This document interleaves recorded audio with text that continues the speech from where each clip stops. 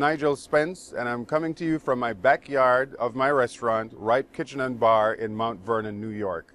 And today I'm going to teach you how to boil a crab in a pot. Well, first, boiling a crab is very easy. It's very little time to boil crabs, especially these crabs. These are the smallest crabs you're probably going to ever end up boiling. These are Chesapeake Bay blue crabs. Crabs come in all sizes and shapes, but these are the most popular and the easiest to cook and the fastest to cook. These crabs probably take about 10 to 15 minutes depending on the size. At certain times of the year, you can get crabs that are these same blue crabs that are maybe almost twice the size, and so those may take about 20 minutes to cook.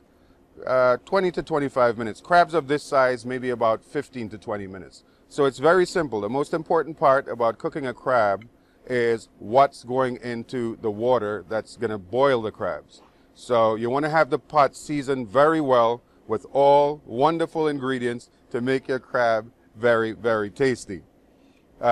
Today I'm going to use one of the first ingredients that I use is probably the ingredient that's in every crab boil around the country.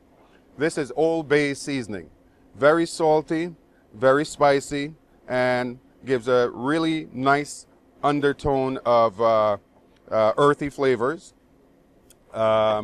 We also have here garlic, chopped garlic. Cannot have a good crab boil without garlic. We have one getting away over here. They're very feisty today. And you have to have lots of salt.